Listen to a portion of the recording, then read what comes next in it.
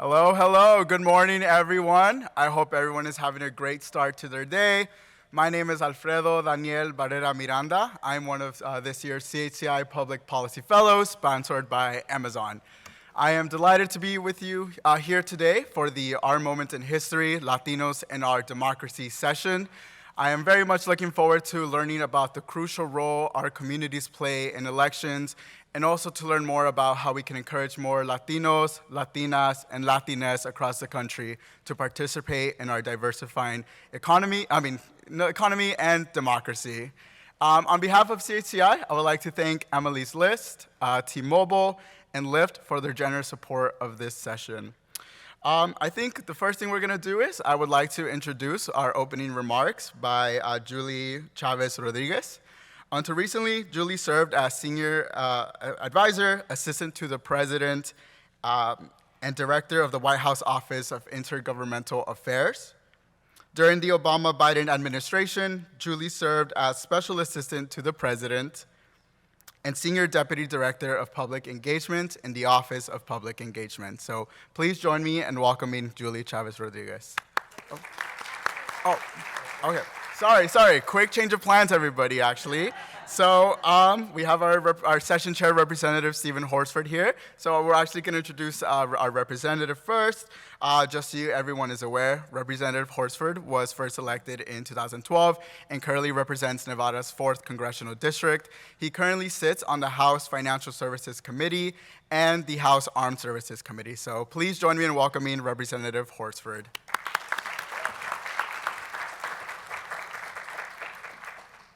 Good morning. I am so honored to be here. I am Stephen Horsford. I'm proud to represent Nevada's 4th Congressional District, which includes Las Vegas and Central Nevada. I represent one of the more diverse districts demographically and geographically, with over 50,000 square miles throughout Nevada. But one of the things I'm most proud of is more than 30% of the constituents in my district are Latino, and I'm proud to be able to serve as their representative and to fight on behalf of the issues that are important to all of our communities. I currently also chair the Congressional Black Caucus for the 118th, so I work very closely with Nanette Betegon and the Congressional Hispanic Caucus, and I'm really proud to be here with the Institute today and to be your panel chair. As you may have noticed, we also are co-combining our conferences, so it's great because we're all in the same area in the same convention center, but I apologize if I'm not able to stay for the entire session. I want to take a moment to recognize today's sponsors, including Emily's List, Lyft, and T-Mobile, and to our panel's MC, Alfredo Daniel Barrera Miranda, who is one of the new CHCI Public Policy Fellows, and your esteemed moderator, Finn Gomez with CBS News. Today's discussion will include great insight from our panelists. And of course, we are honored with the presence of Julie Chavez Rodriguez, President of Joe Biden's campaign. President Biden's campaign manager, I should say. I like the other. Congratulations, Julie. We're very happy for your success being the highest ranking Latina in the White House and now making history again in this very important role for our country. And we know she is making her grandfather, Cesar Chavez, very proud. I also want to recognize Sandy Orozco, who just started in my office as a CHCI Public Policy Fellow. Oh. And Miguel Ayala, my Communications Director, who is alumnus of the CHCI internship and is marking 25 years this year since his experience as a CHCI intern. 25 years. He's an OG. So today's panel is entitled Our Moment in History, Latinos and Our Democracy. As chair of the CBC, we have been committed to the issue of voting rights and our democracy since our founding. However, in recent years, we have seen just how precious our democracy is and how much work we have in this moment to protect it. One thing is clear: our democracy is under attack.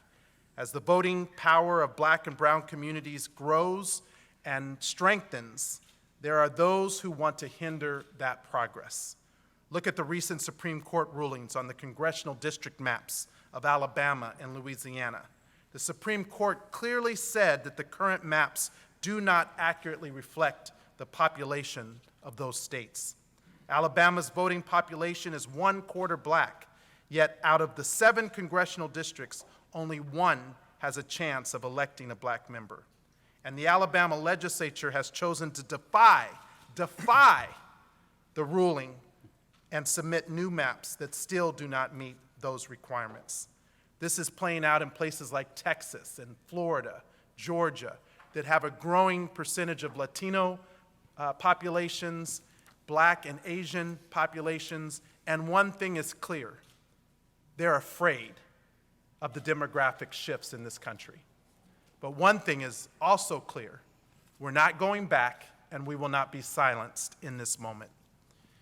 That is why this summer I launched the Democracy for the People Tour, where we traveled to 14 cities. We had town halls and youth forums. We did organizing trainings to talk directly to people about the importance of democracy and our power and our agency in this moment. Vice President Harris even joined us at one of our stops in Boston. And now she's continuing that message as she tours several college campuses this fall, including a Hispanic serving institution in my district next month. Latinos cast a record 16.6 million votes in 2020. And I know the power of the Latino vote. I would not be elected to Congress without the support of the Latino community in my district. So I'm proud to represent a majority-minority district, and the biggest population, as I said, of that group is among Latinos. That's why we were able to elect and re-elect, with your help, the first Latina to serve in the United States Senate, my Senator, Catherine Cortez Masto. And that's why in 2024, for the first time, Nevada will be the first battleground state on the presidential primary calendar. And that is why, on issues of voting rights and democracy, the CBC is proud to partner with the CHC and with KPAC, because when we lift up all of our communities, we win together. So together, let's protect voting rights for all Americans. Thank you for allowing me to participate and help kick off this panel. I look forward to the conversation.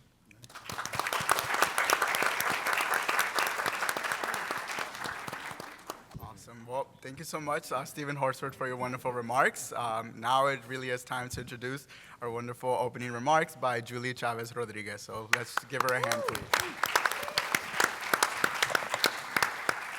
Well, thank you so much, Freddie, for that warm introduction, and thank you so much, Congressman, for helping to really frame today's conversation. I really just want to be able to piggyback off of a couple of things that you mentioned. I also want to recognize my colleague, Michelle Villegas, who's also with us from the DNC.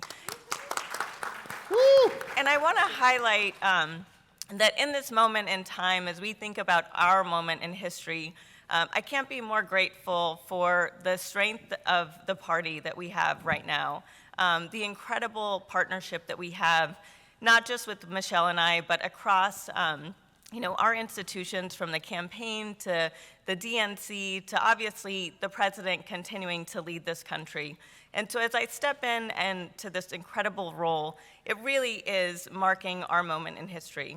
Because we know that President Biden and Vice President Harris have invested so much in ensuring that, first, our administration really reflected the important leadership that our community brings to the table, and that so many communities bring to the table, because we know fundamentally that people are policy. And as I stand before you and thinking about people being policy, it's so wonderful to see the public policy fellows that are joining so many offices across the halls of Congress to ensure that that representation continues and that those pipelines continue to grow. But as we think about the contributions that this community has made, we have refueled our economic recovery in this country. Just think about where we were 2.5 years ago, as we were dealing with a global pandemic that none of us had experienced in our lifetime, as we were, some of us dealing with whether it was school closures or businesses closing, or having to, juggle working from home and caring for families, and all of a sudden, being teacher for the virtual schooling that so many of our communities faced, or maybe not even having access to broadband to even connect to those classrooms in the first place. That was the experience of so many people in our communities. And we can say that in a little over 2.5 years, we are in an extremely different position right now. Unemployment is at a historic low.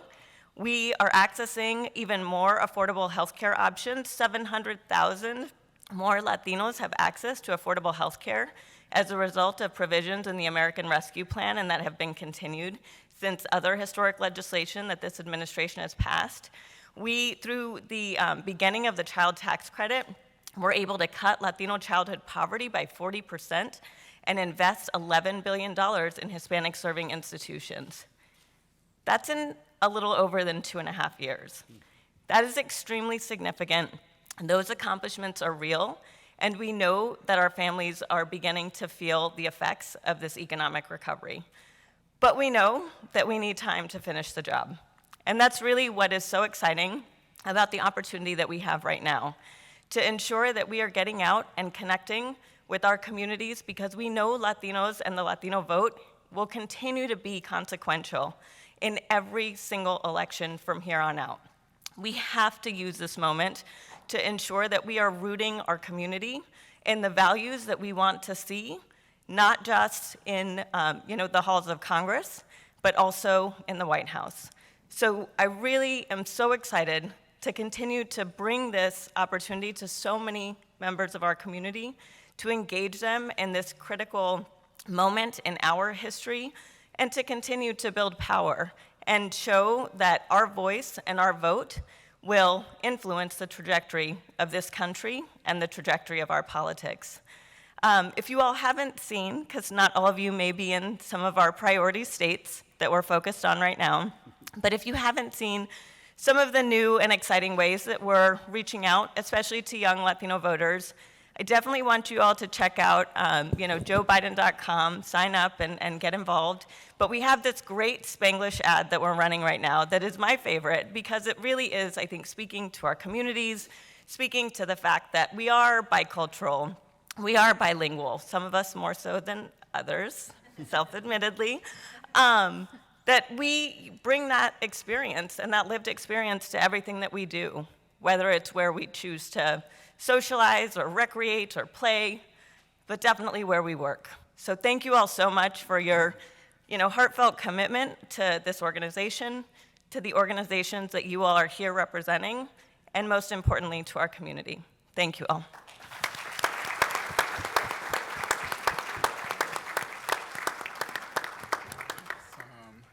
Okay, well, thank you so much, Julie, for your wonderful remarks, for joining us today, and for your unending fight for our democracy. With that, it is now my pleasure to introduce today's moderator, Finn Gomez.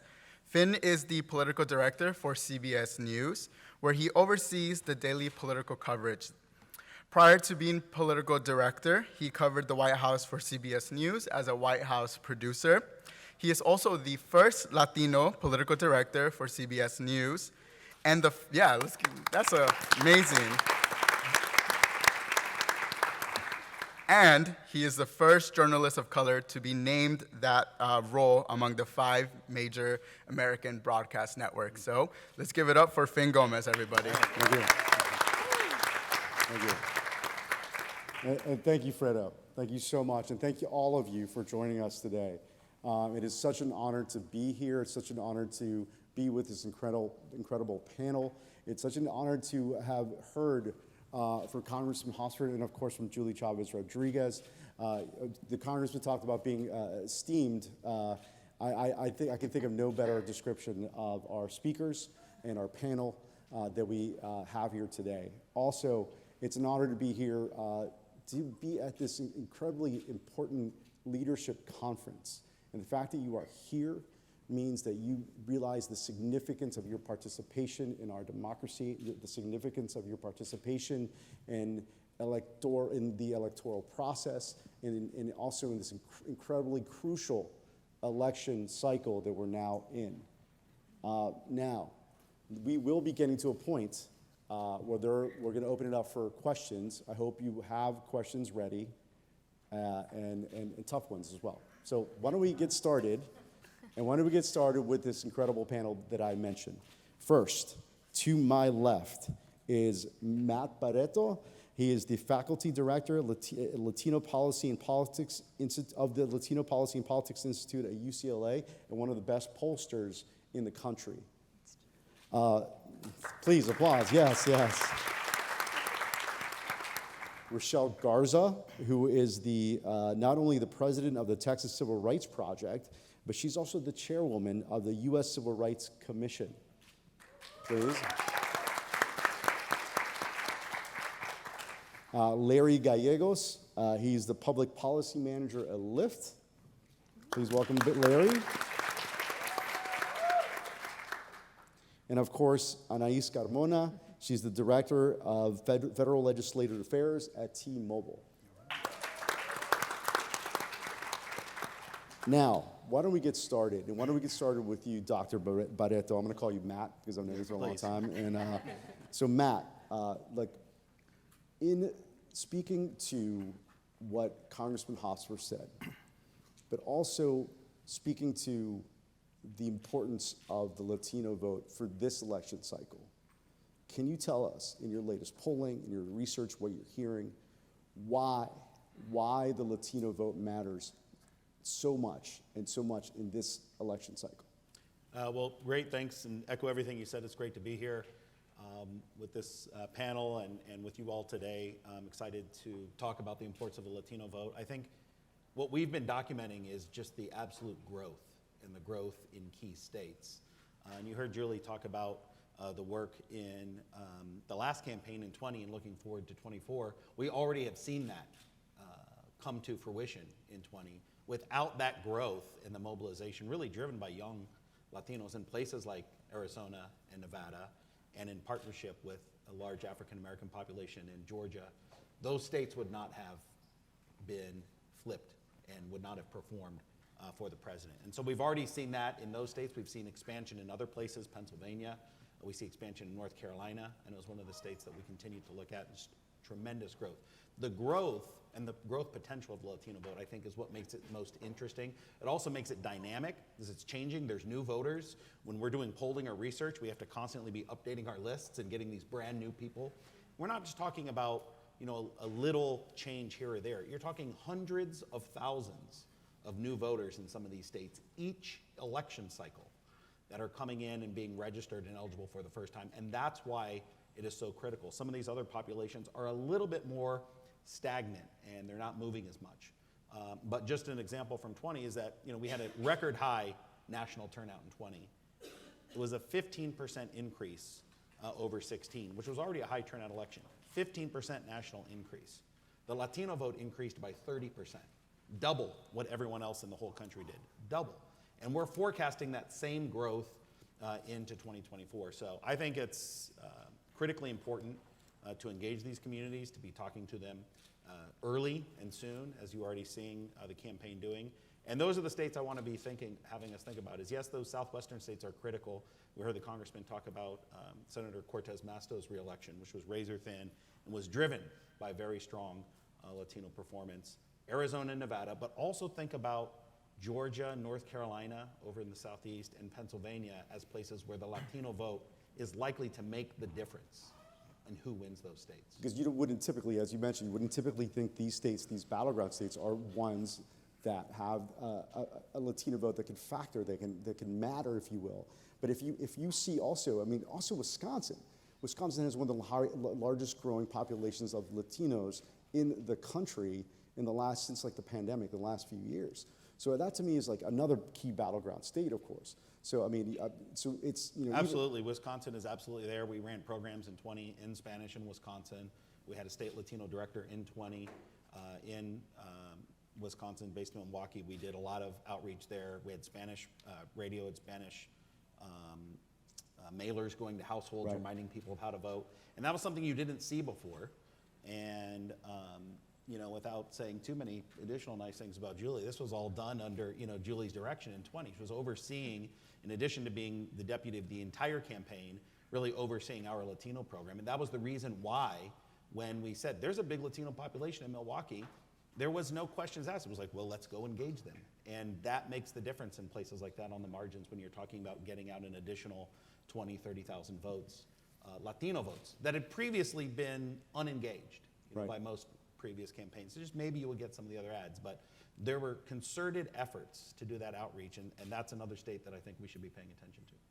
And I think it's interesting that also within Nevada, in the scope of Nevada, one of the biggest, and that Senate race, which was won by less than 8,000 votes. Predominantly, you know, what really won that race, according to a lot of exit polls and the data that we saw, were Latinos who came out in force that were not expected to come out, right? But I think with the reversal of Roe v. Wade, you did see that motivation across the country, that engagement across the country, specifically from Latinas.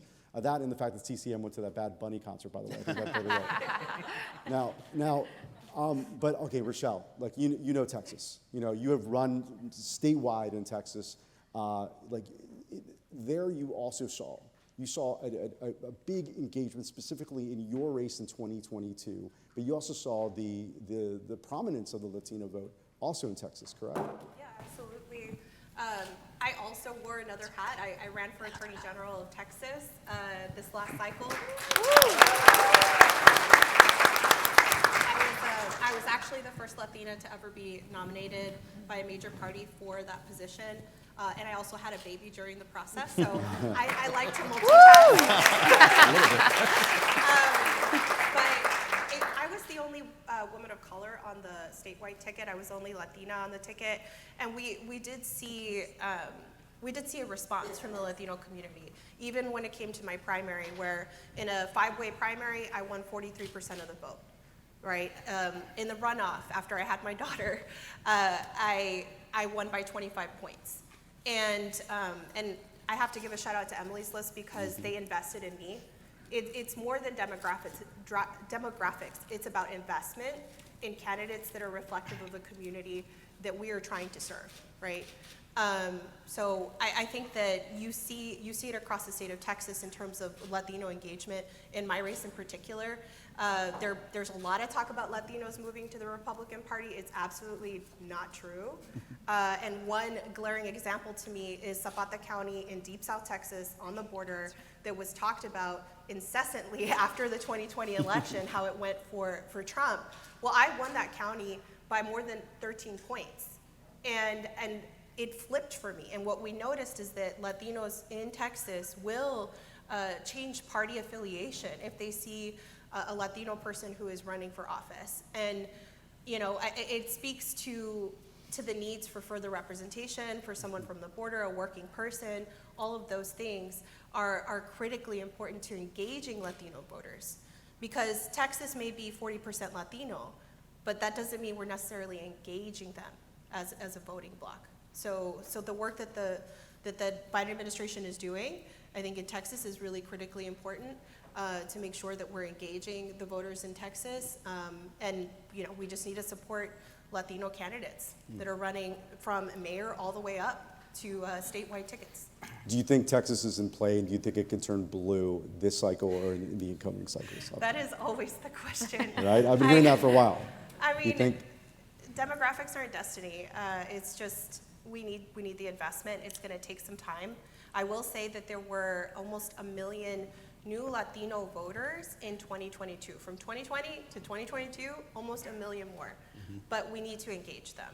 I do think eventually you are going to see a shift, but it's just, again, it's about investment, it's about infrastructure, and that's part of what I do in my other role as the president of TCRP, is working on voting access, making sure that we protect our election. We run the largest election protection program in the state of Texas. And so building that infrastructure amongst organizations in the state in order to make that a reality in the future is what I'm focused on and what a lot of folks in Texas are focused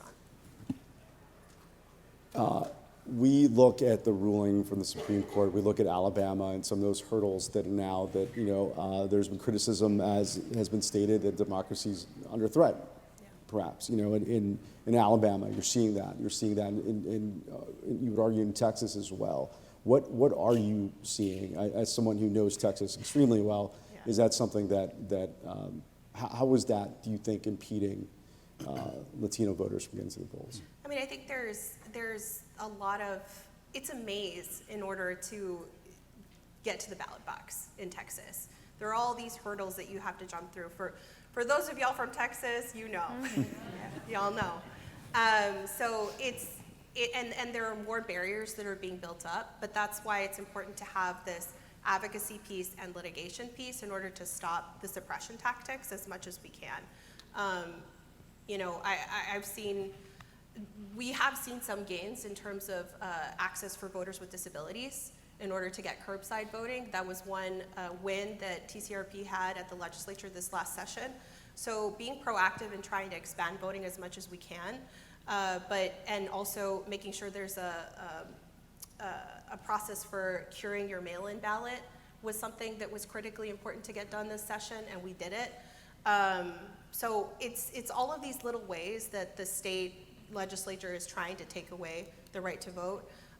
One of the other glaring examples I noticed when I was running was there were a bunch of people that were identified by the Secretary of State that needed to be pulled off the voter registration rolls. A lot of them were new citizens or had been citizens for a very long time and weren't given proper notice, and so they were literally just pulled off the rolls. And it affected thousands of people across the state of Texas. So being very vigilant on these kinds of things is how we're going to get through it. Larry, Rochelle talked about how difficult, and there's some obstacles that Latino voters have in front of them to get to the polls. One of the things that your company does, the Lyft does, is to help voters get to the polls. Right? Can you talk a little bit more about that? I know logistically, it is an issue for Latino voters in certain battleground states. Sure. So I think it's time to, you have to be very conscious of the fact that long gone are the days where a private company can just go about their business without catering to the communities that they serve. And with that being said, I think we've realized that our drivers, 72% of our drivers identify, are communities of color, 30% of them being Latino. Our employees, 30% are Latino as well.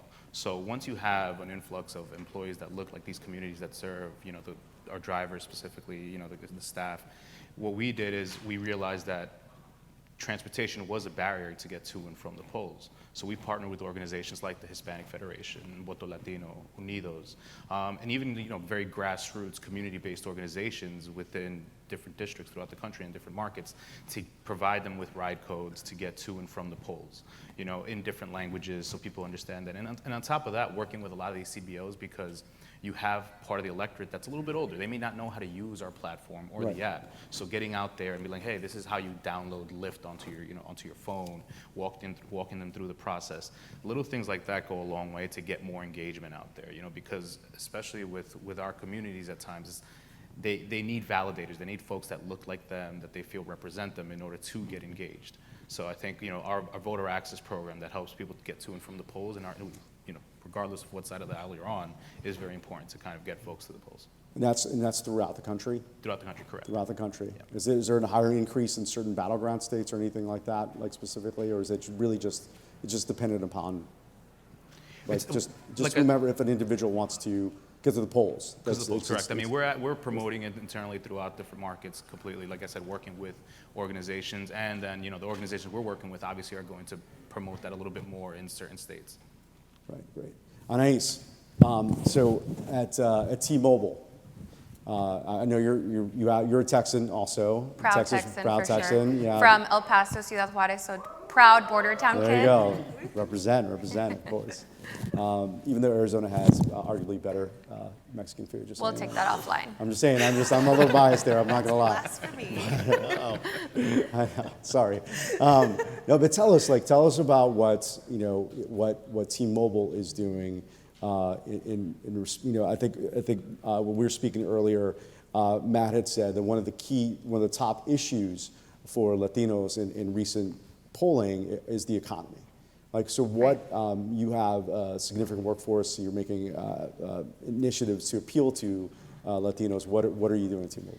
Yeah, so first of all, it's a pleasure to be here. I think I look around this room and I see, vibrant Latino leaders eager to learn more about voting, and it's not a secret that our vote, every person's vote here, is incredibly important. But I think the role that T-Mobile plays specifically is a little bit more nuanced, right? The way that our communities get information, the way that we have democratized information is incredibly important. So the way that we make, everyone's got one of these in their pockets. So what does that mean? You got to make this affordable, you got to make this accessible, and you have to make it reliable. And so the way that people get information, and we can talk about misinformation at a little bit later, but what's crucial is for T-Mobile, we don't talk about we talk about investment, right? And the investment in our community is twofold. Our customer base is incredibly diverse. Most other companies have this intense, super crazy strategy on how to get more Latinos to come to their brands or how to get more Latinos to be loyal. And the thing is, we organically grew with the Latino community. And so what does that mean for us? It means empowering the Latino community in a multitude of different ways. We also partner with Unidos and CHCI and a lot of community organizations to identify what those needs are. And so when you're talking about connectivity, one of the key things is we are a huge proponent and participant of the Affordable Connectivity Program, so ACP. If you haven't heard about what that is, go look it up because it's a subsidized way for people to get on the internet. And so when you're talking about investment, if you don't have an educated workforce and if you don't have an educated voter community, which Latinos are, we're very passionate people. We like to know what we're voting for. And so that connectivity allows people to not only be, full contributors of this democracy, but connectivity allows each and every single person, because that's what a democracy is, right? A rule by the people. But how do you ensure that those people are, voting in their best interest, or even not even as broad as that, but going to the right polling place, or knowing what it is that you absolutely need to vote, because that information is something that someone just looks up on their phone, on their way to the polls. And so we take that responsibility incredibly, incredibly seriously. And then just to go back, our employees are 30% Latino. So when you're talking about the influence and the power that the Latino vote and the Latino community has, we're not this back burner community anymore. We're front and center. We're making changes. We're influencing policy. And I think other than investing with our vote and investing in communities that we need to make sure that people have access to information. And T-Mobile is at the forefront of that. Wow, thanks, Ana. 30% of your workforce are Latinos. Yeah, 30%, and we have over 60% of just diverse across the board, and so we're hitting and connecting with those people that we're trying to get out there to vote.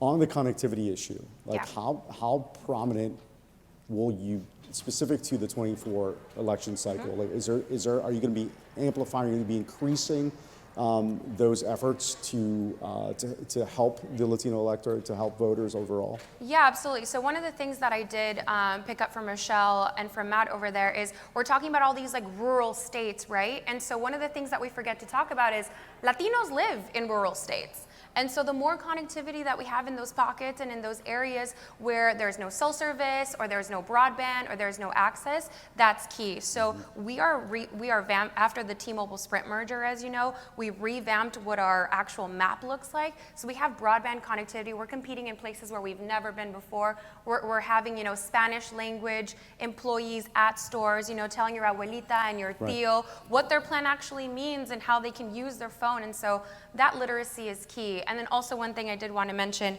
our employees are probably one of the most financially literate, because T-Mobile actually offers, anyone who works for T-Mobile gets T-Mobile stock. So you've kind of got like skin in the game. And so what that means is you provide financial opportunities for people to be contributing members of the digital economy, right? And we were talking about that earlier, and I think that's key. We have incredible benefits, and we also partner with organizations like Vote.org and nonprofits that are in the areas addressing exactly what the customer and what the voter needs. Thank you, Anais. You have to talk to my father, who's still using a flip phone, unfortunately. Matt, can we talk a little bit about looking into 24, what are the key issues the Latino voters, what do they care about most? What matters most to them? What's going to be the driver this time around? Well, I think we touched on, in our previous conversation, Right. you mentioned certainly costs in the economy and jobs and wages are things that we're hearing about at the top of the list. In that basket of costs are things like healthcare costs, cost of insulin. I think those are things that a lot of us can relate to. And so we're going to have a conversation about that. And Latinos are going to want to hear about what policies are going into effect, what policies have gone into effect that are going to be affecting those. We can't have this election without engaging Latinos on that issue. As a community that's more working class than the country as a whole, they're facing a lot of these issues. And so that's certainly at the top.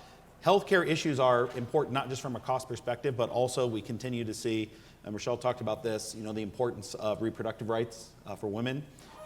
Texas, of course, is the forefront of this with the anti-abortion bill that was passed there, and many of the first people who were swept up to that were Latinas in Texas, and that continues to be an important issue. And another issue that, very sadly we saw also come out of Texas, although there's been a national issue, is gun violence.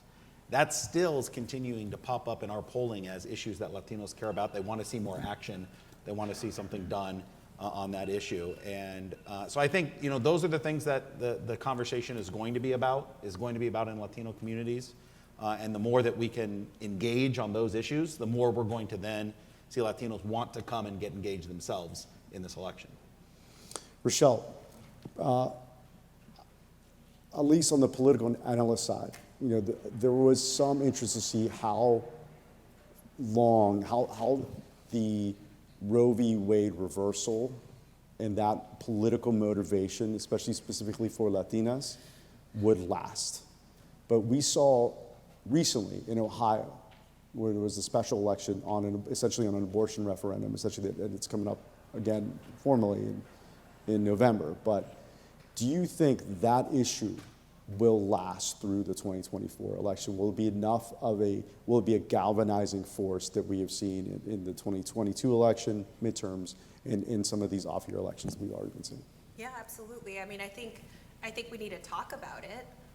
Just talking from the Texas perspective, Texas has been at the forefront of chipping away at reproductive rights. I think it was SB 8, the bill, where anybody could go after you for having an abortion or aiding and abetting. All of that started in Texas. And it did disproportionately impact Latinas and people in rural communities. Half of rural Texas doesn't even have access to a maternity ward. It is very, very dire in the state of Texas and in other states that have banned abortion. So I think we need to lean into this issue as a human rights issue, as a women's issue, and Latinos are supportive of reproductive rights. I heard it time and time again during my campaign. I still hear it to this day, that Latinos are not pro-choice, and that's just not true.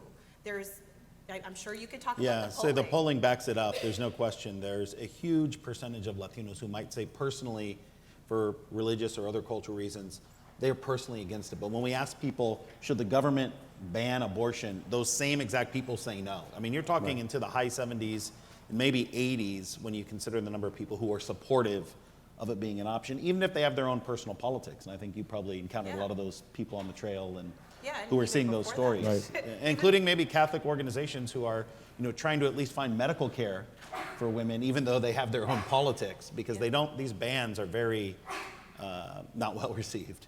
Yeah, Right. and just to even taking it to a micro level, so I'm from the border region, I'm from Brownsville.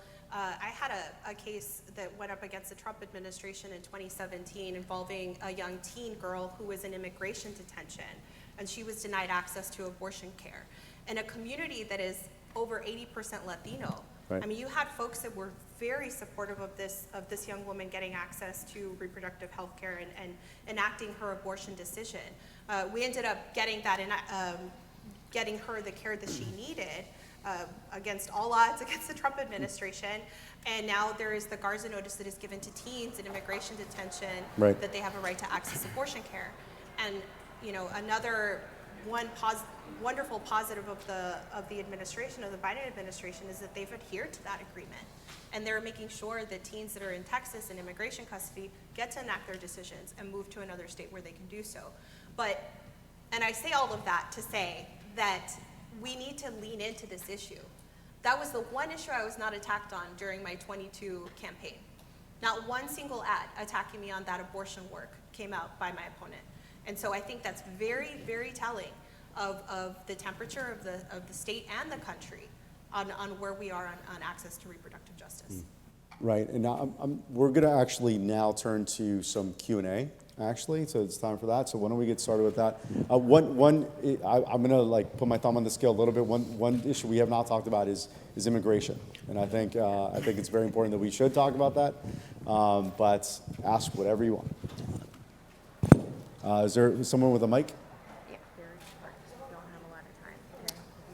Okay. Oh, it's right there. Okay, there's a whole line. Sorry, why don't we go ahead? Hey everybody, my name is Tomas Hernandez. Thanks for this discussion, it's very insightful. Shout out to Matt Barretta from UCLA. Thanks for everything. I wanted to ask, this goes for Matt and for Rochelle, about, you touched on voter suppression earlier and how it's, impacted like Alabama, but there's so many places across the country where it's also impacted where, I guess, what kind of resources are needed to expand litigation when it comes to voter suppression, when it comes to removing polling stations, when it comes to redistricting? Because I know Matt can attest to all the work that he's been up to. So how can the Civil Rights Commission, kind of improve on that aspect? Yeah. If you want to take that first from TCRP's perspective. Well, on my other hat as the chair of the U.S. Commission on Civil Rights, our role, we are a bipartisan commission, we're independent, and our role is to investigate the status of civil rights in this country and whether or not the federal government is protecting those rights, and to present that information to the president and to Congress. So we're essentially watching out for what's happening, and we've done reports in the past on access to voting. But I will say with TCRP, with the organization that I am now running, we have a presence across the state, and I think one of the biggest things that we do is the election protection program, and that we partner with, we're talking about hundreds of organizations across the state, and then a couple of national partners to not only have attorneys that are answering hotlines about any issues that are coming up at a polling location, like it's not open, or they ran out of paper, any of these number of things that come up, but also having people on the ground at those polling locations that can identify issues, and then we file litigation. So with our partners as much as we can. We represent like the League of Women Voters in Texas. We're engaged in redistricting litigation. There's a lot of things to be done on the litigation side, but also on the advocacy side. And all of this is about building infrastructure and ensuring that people have access to the ballot box. Matt, 45 seconds. Yeah, I'll or just less. add very quickly. It's a national issue that states are trying to enact policies to make it harder to vote. We have SB 1 in Texas. One of the things that I just saw come out of there was, if you filled out a request for an absentee ballot, but you put your driver's license down instead of your voter ID number, even if they can validate that that was you, they reject it and they send it back and say, no, when you first registered to vote 20 years ago, you put your social security number down. Just little games like that. They know that you're correct because when they send it back to you, they look you up and say, yeah, well, that's you, but we asked for your social, or we asked for your voter ID. Just not putting the right number that you have to remember, how did I sign up for this? So things like that are things that we need more voter protection litigation on to ensure, because when they're pushing away thousands of ballots, many of these seats are, we said Nevada was decided by less than 10,000 votes. Thank you. Hello, everyone. Yesenia Lopez here from Chicago, Illinois. I've been involved in various campaigns, most recently with the re-election of J.B. Pritzker in Illinois doing Latino outreach. That being said, one was an awakening for me in looking at census data, in particular in Illinois, where many of our Latino families have been moving to the suburban area. Just want to get your take at either other regions or national level. How do we do outreach for Latinos that are moving into either rural or suburban area, and how much of a difference is that as individuals from urban cities? Thank you. Who wants to take this? I can start quickly and just say that that's something we're seeing in the outreach efforts is that Latinos have never been just concentrated to cities, as Rochelle said, in states like Texas, New Mexico, Arizona, Nevada. These are rural states. But the new frontier is the one you identified, is the suburbs. So Latinos represent the fastest growing population in the suburbs. People are going there because there's perceptions, in many cases validated, of well-funded schools, better funded than what happens in the city, maybe better opportunities for housing. And we need to be doing more. We need to be paying attention to that. What are their issues? And sometimes they're still such as in Chicago Metro, still in majority Latino neighborhoods, because I know some of those exurbs are still 75% Latino. But sometimes they aren't, and they're coming into areas that are very mixed and diverse, and so they're harder to see. So I think Latinos in the suburbs is a good theme for trying to figure out how to engage that population and so that they're not ignored.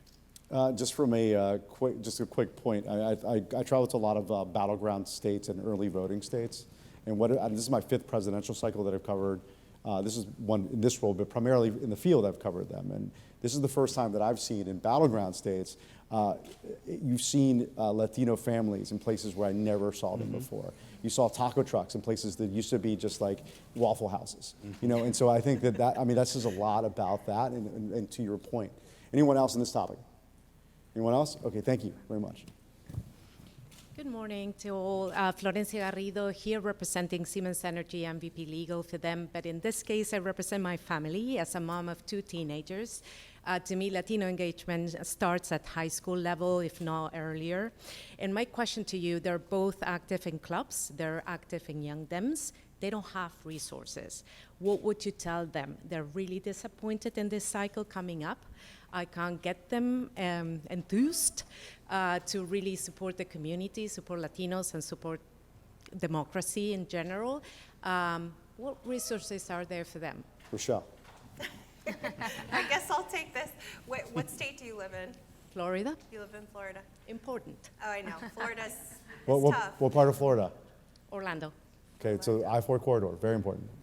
I would recommend, I've had the opportunity to talk to students in high schools across the state, and sometimes it feels really dire because they don't see any change happening. Yeah. I always recommend to get involved in local politics as much as possible. And I'm talking about your city council race, I'm talking about the school board race, and paying attention to who's being elected on that level. But as a high school student,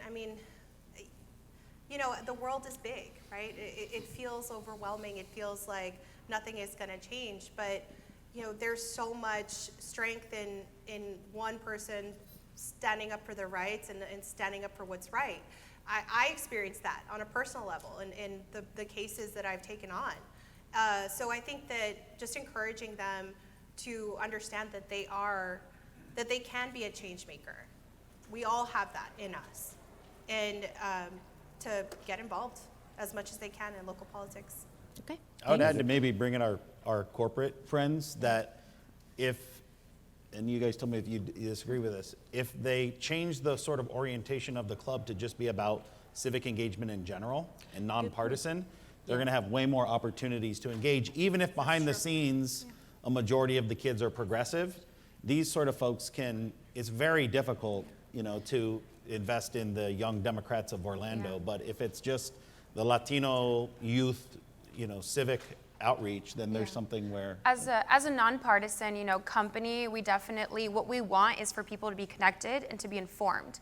And so when the mission, and one of the things I think that we were talking about is like, what do Latinos care about? And I could ask this whole room and we'd probably get 100 different answers, So I think that's one of the most important things is we partner with community partners that know what's going on in the ground and what those needs are. So if connectivity, if hotspots, if way to do outreach is one of those things that that school district or that club needs, there's ways and programs that communities, kind of sponsors like T-Mobile does. And we're incredibly happy to go into these communities and, show off our technology and see how interconnected the world is, because we know your kids are, sharing information on TikTok or on, social media channels or online, and that's how they're connected. And so we understand the responsibility that we play in those specific outreach models. Thank you very much. And to Lyft, if I may, very shortly, they drive to get voters places. If you could have a prompt for them, they'd be very, very happy about it. I would also talk to this. I would also talk to this gentleman over here with a yellow tie. Maybe you can talk to him. Maybe he might be able to help you out a little bit.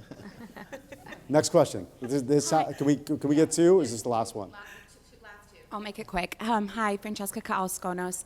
I just wanted, you touched on this a little bit, so it might just be more of a statement than a question, but I know it's really important to connect and engage communities with large Latino populations, but I come from a community with a smaller Latino population, and so how do we touch communities where they're not feeling seen and not feeling engaged? I have a background in electoral politics and organizing, and I often feel when elections come around that I'm doing the organizing for my own family, and convincing them to get to the polls. And so I just want to emphasize the importance of touching all communities, regardless of if they have large populations of voters who are Latino. And so I just wanted to say that statement / pose that question. Where is she from? Where are you from? What state? Michigan. Oh, battleground state. Okay, that's a big one. Who wants to take that?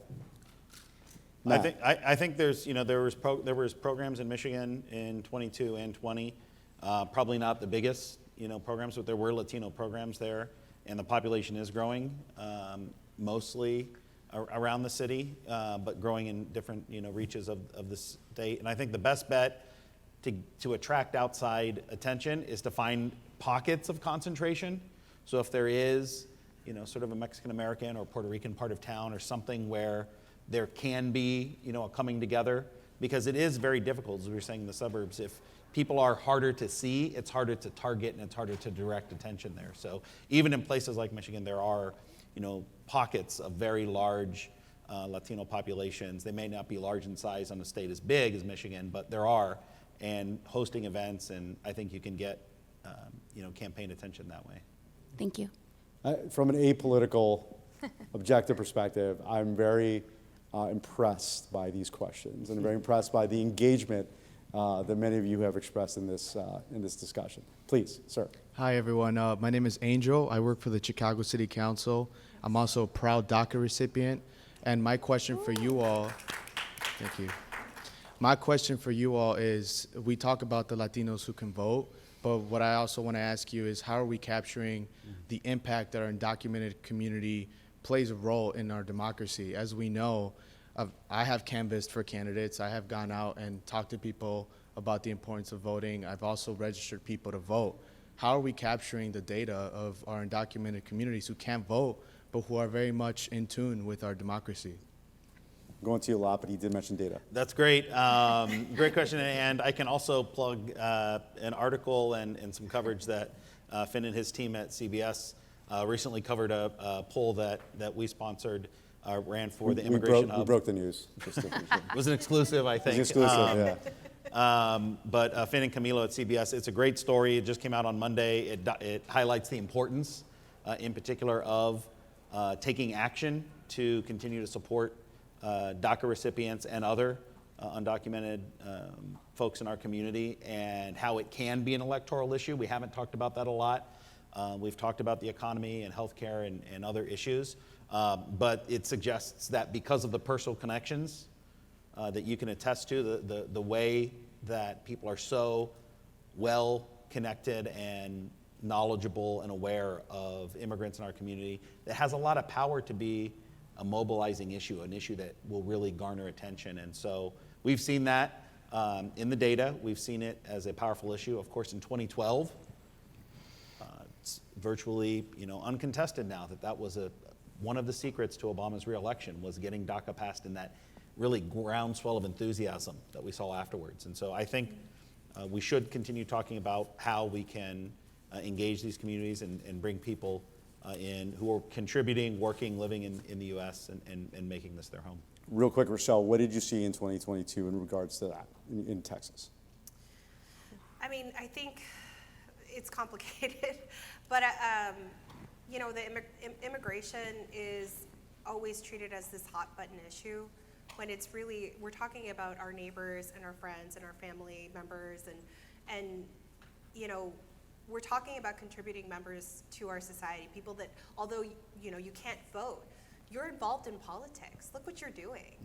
I mean, that speaks volumes to how much you care and how American you are. And DACA is, to me, the lowest hanging fruit for us to take care of the DACA recipients. It's almost 1 million people in this, or no, it's more than that. A little over, yeah. Little over 1 million people in this country that have DACA. And I'm also from, you know, I'm from a border region, so immigration is always at the forefront. In the same family, you can have a DACA recipient, you could also have someone who works for Border Patrol. So it is a very complicated issue. That's why I said that as an initial start. But you know, we just need to move on it. Period. Thank you. Thank you for the incredible questions. Thank you all. I will say that we have to unfortunately wrap up. We appreciate you coming to this incredible event. Please a round of applause for incredible panelists.